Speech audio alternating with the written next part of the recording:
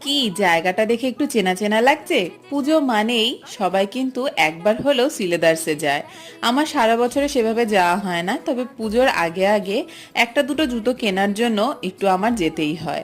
আর আমার মনে হয় আমার মতন এরকম প্রত্যেকেই হয়তো শ্রীলেদার্স একবার করে পুজোর আগে ভিজিট করোই।